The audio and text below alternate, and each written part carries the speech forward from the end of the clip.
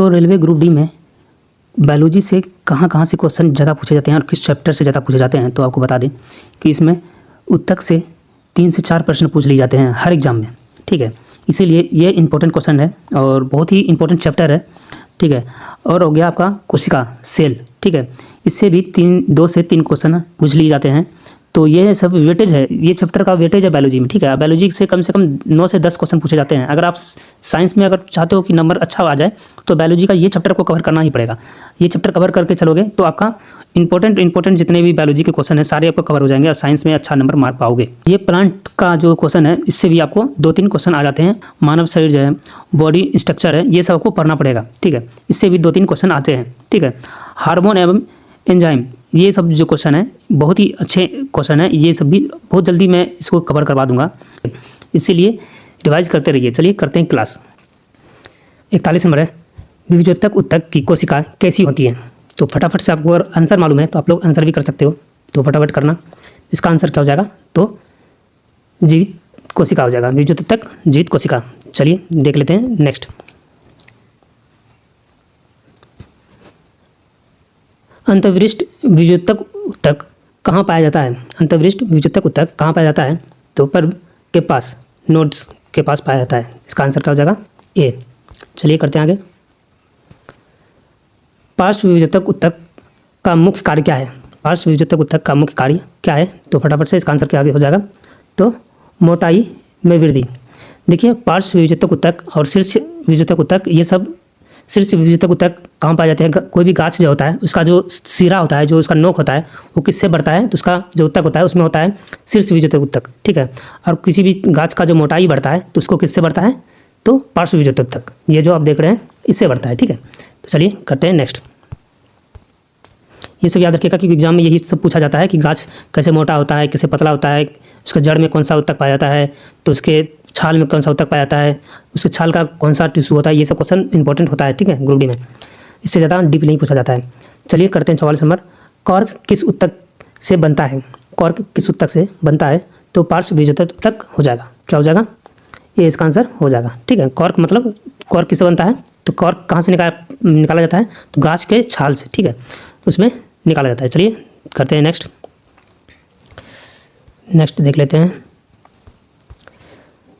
Chlorophyll किस उत्तक की कोशिकाओं में अधिक पाया जाता है। क्लोरोफिल किस उत्तक की कोशिकाओं में अधिक पाया जाता है, तो बताइए फटाफट से आंसर, तो क्लोरेनकाइमा हो जाएगा।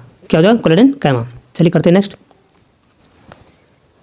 क्लोरेनकाइमा की कोशिका भित्ति किससे मोटी होती है, तो फटाफट से कीजिएगा, तो इसका आंसर हो जाएगा लिग्निन। मैंने आपको बीच ऊपर बताया था, ठीक है।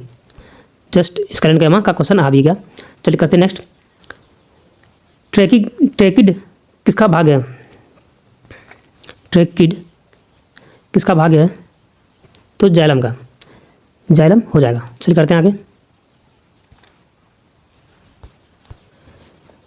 चालनी नलिका किस उत्तक का भाग है। चालनी नलिका किस उत्तक का भाग है, तो क्या हो जाएगा, फ्लोएम।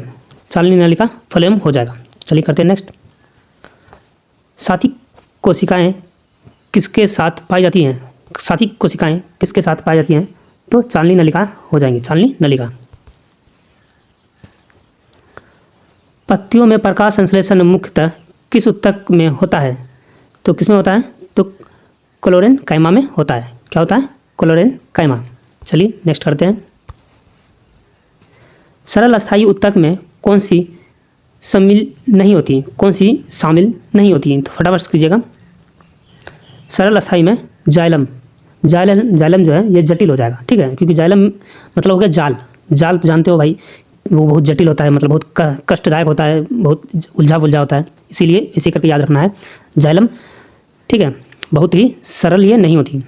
बाकी जितने भी है पेरेनकाइमा, क्लोरेनकाइमा और स्क्लेरेनकाइमा, ये सब बहुत ही जटिल होती है। चलिए करते हैं, सॉरी जटिल ये नहीं होती हैं ये सब, ठीक है। चलिए करते हैं नेक्स्ट।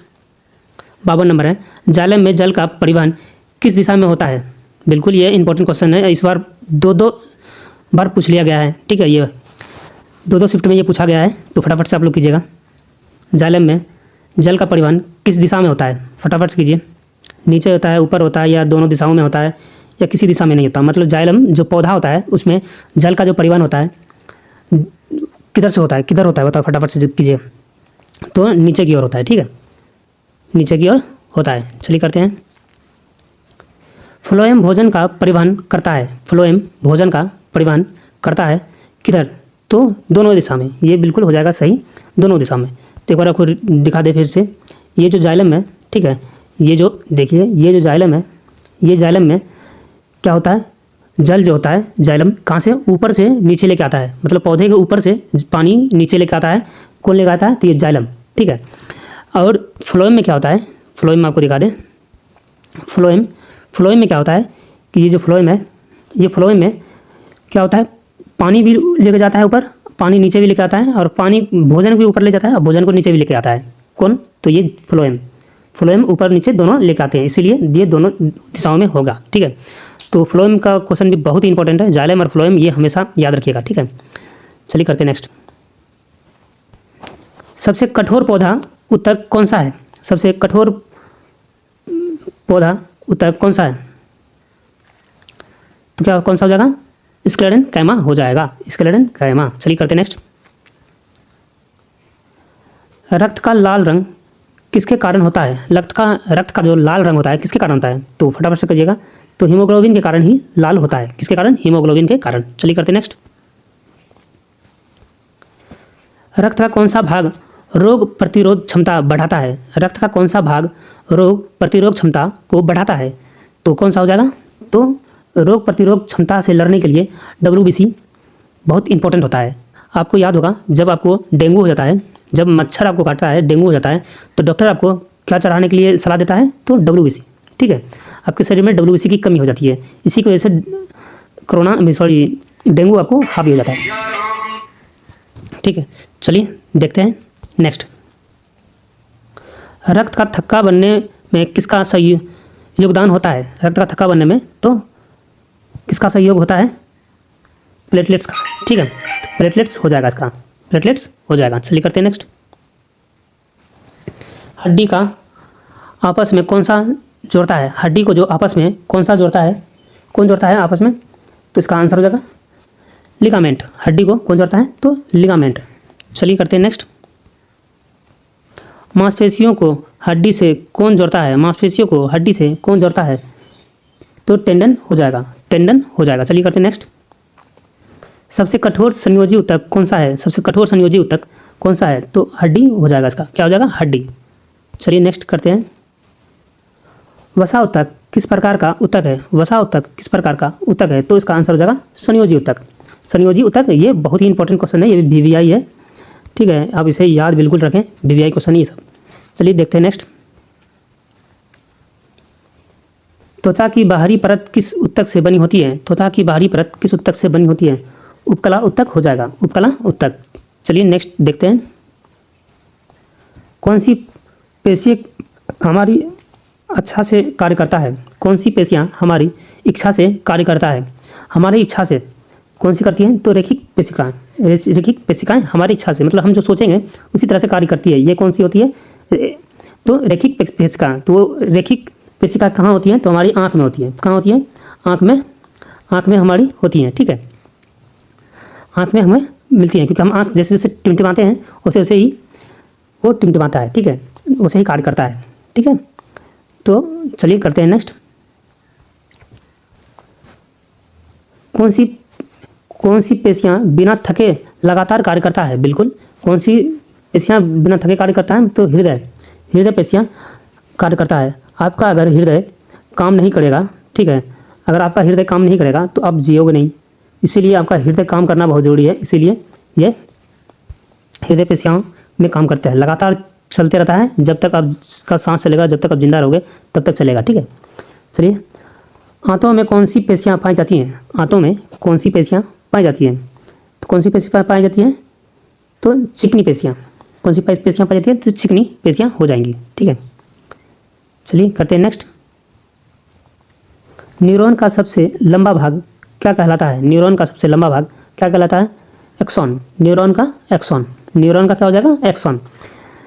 तो ये याद रखिएगा, ये सब क्वेश्चन बहुत ही इंपॉर्टेंट है, आप लोग बिल्कुल इसको इग्नोर मत कीजिएगा, याद और रिवाइज करते रहिए, क्योंकि आप अगर अभी छोड़ दिए ना, आप 3 तारीख के बाद आपसे हम मिलेंगे, आपको पता चल जाएगा कि मैंने क्या बोला था और अभी आपने क्या पढ़ा। ठीक है, चलिए ये क्वेश्चन कीजिए, न्यूरॉन का मुख्य कार्य क्या है? न्यूरॉन का मुख्य कार्य क्या है? फटाफट से कीजिए।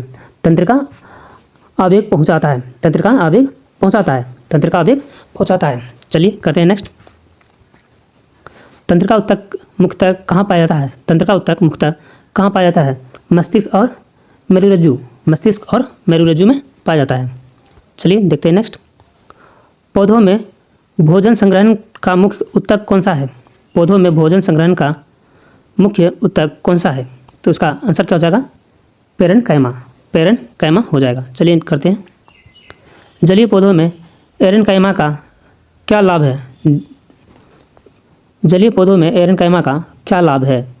तो तैरने की सहायता मिलती है। जल में जो पौधे होते हैं, जल में जो, जैसे मान लीजिए कोई भी पौधे हैं, ठीक है, कोई भी पौधा है, उसमें वो तैरता है, कैसे तैरता है? ठीक है, तो उसका तैरने का रीज़न बस यही है कि उसमें है ना 90% आपको इसमें सिर्फ एयर मिल जाएगा।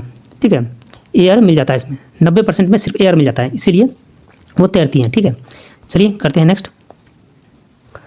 पादप उत्तक का अध्ययन किस विज्ञान का भाग है? पादप उत्तक का अध्ययन किस विज्ञान का भाग है? किस विज्ञान का? तो वनस्पति विज्ञान। पादप मतलब पौधा, ठीक है, तो वनस्पति विज्ञान हो जाएगा। चलिए करते हैं आगे। जंतु उत्तक का अध्ययन किस विज्ञान का भाग है? जंतु उत्तक का अध्ययन किस विज्ञान का भाग है? तो इसका क्या आंसर हो जाएगा? क्या आंसर हो जाएगा? फटाफट से कीजिए। प्राणी विज्ञान। जंतु मतलब प्राणी, ठीक है, जीव। चलिए करते हैं नेक्स्ट। उत्तक बनने की सबसे छोटी इकाई क्या है? उत्तक बनने की सबसे छोटी इकाई क्या है? तो कोशिका। क्या हो जाएगा? कोशिका। चलिए करते हैं नेक्स्ट।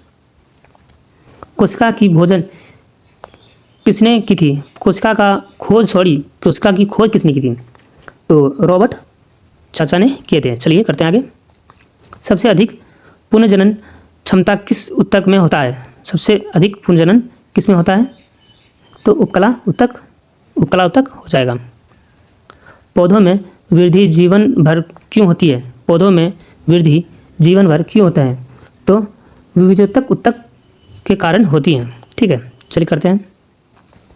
विविधोत्तक उत्तक का मतलब होता है, विविधोत्तक मतलब कि कोई भी चीज़, जैसे मान लीजिए ये छोटा सा प्लेट है, इसका विविधोत्तक मतलब होता है कि टूटना, विभाजन। ठीक है, ये विभाजन हो गया, अब ये 3 पार्ट में बट गया, ठीक है, फिर ये 4 पार्ट में बट गया, इसी तरह से विभाजन होता है। ठीक है, इसी को कहते हैं विभाजन, विविधोत्तक। समझे? कुछ और एक्स्ट्रा मत सोचिएगा आप लोग। रक्त किस प्रकार का संयोजी उत्तक है? रक्त किस प्रकार का संयोजी उत्तक है? किस प्रकार का है?